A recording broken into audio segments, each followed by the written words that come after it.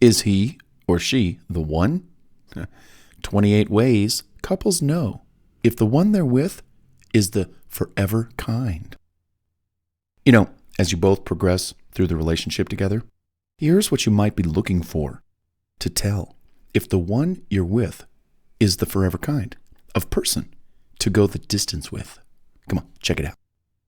Number 1, minimal to no drama, arguing, or major disagreements.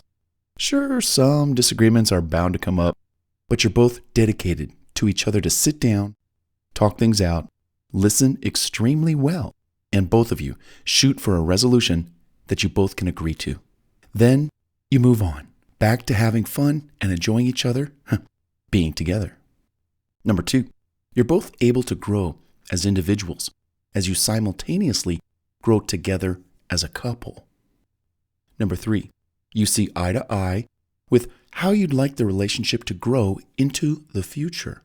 That goes for where you might live together, whether to have children or not, how you'll handle money matters, etc. Number 4, you're not afraid to talk about your goals or express concerns when they arise. A real couple knows if one has to communicate with the other, it can be done in the open, and they each take turns listening while allowing the other person to finish speaking what's on their mind, and are in each other's corner always. With time, patience, and understanding, things work themselves out to each of their satisfaction. Number 5, in time, something inside tells you intuitively that you found someone special and who might be the one. Spending time with this person becomes easier and more frequent with every passing day, week, month. Number 6, as you learn about each other's flaws, you don't let them deter you or bring you down. That is, unless they're physically or mentally damaging to your heart, your mind, or your body. You recognize that it's those innocent imperfections that make you grow to love the other person so much more. Being human is focusing on the good in each other and being willing to work out any issues in the relationship as it continues to grow. With any smooth sailing boat, there's always bound to be a few rogue waves on the water of life and love. Hey, not to worry. Hold on tight. Talk things out, and you'll make it just fine. Number 7, your intimate moments spent together start tugging at your heartstrings and taking over your mind by sending warm vibrations throughout your body every time you think of them, whether in person or when you're away from them for the day or a night. Number 8, you're beginning to think that you can actually feel and hear what your honey thinks and wants to do with you when you're together, even if it's not verbally expressed.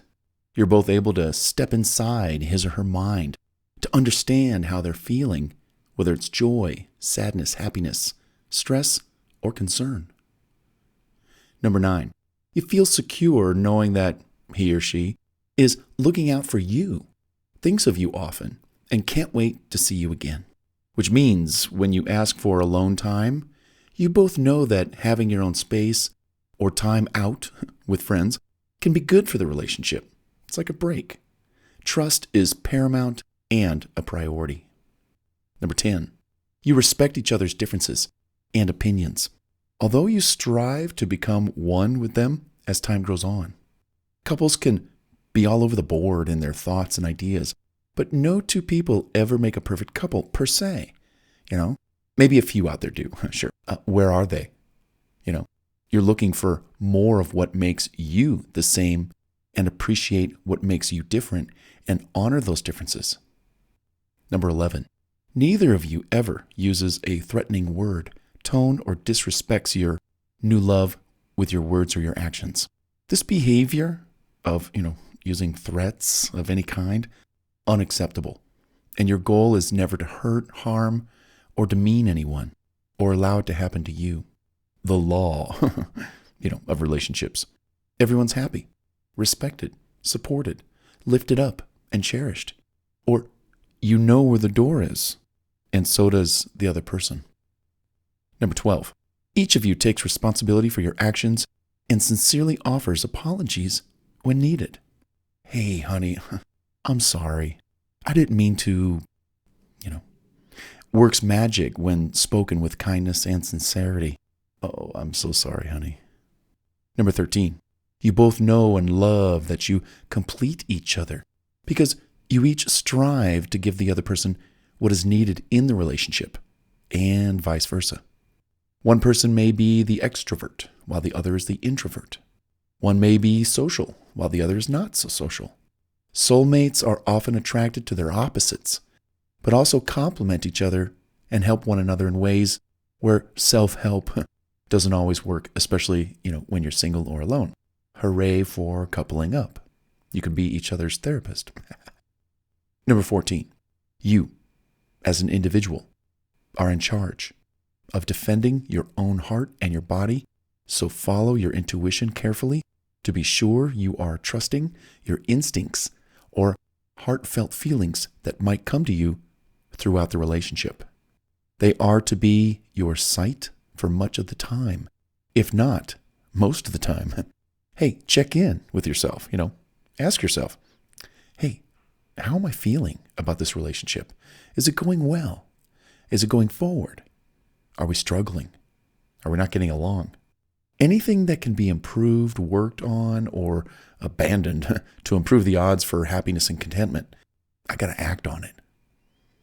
Number 15, does the bond of growing closer together happen as you confide more in one another with what's on your mind or going on in your life or something you notice about the other person? It should.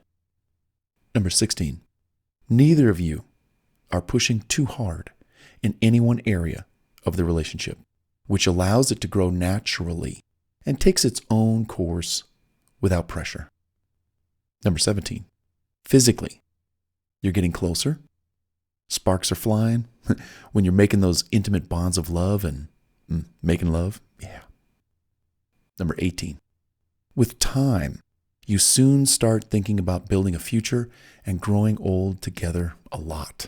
That is provided that he or she doesn't have any abusive tendencies, substance addictions, or other negative traits that would make you stop the train and get off before it goes any further down the tracks. But that's the thing. You're in a relationship, you're thinking long term. Do you see yourself growing old with this person? Spending 10, 20, 30, 40 years. That's a good relationship potential. Number 19, are your family and friends settling into the idea that you two are now a bona fide couple in love? And do they reach out to both of you, invite you both to activities or events as you might reciprocate to join the two of you? Number 20, are you both able to overcome past or current baggage that one or both of you bring to the relationship? Don't let these issues, go undressed. They could create lifelong unresolved feuds and bitterness. Just think about it and try to get them resolved, before moving on. Number 21, do you have the ability to compromise? Is your darling honey bear willing to meet you halfway? When you get two people merging and sharing lives, it's hard work, and disagreements do occur. One-sided communication lacks balance and breeds resentment, anger, and threatens your survival as a couple. Number 22, do you share the same or similar goals?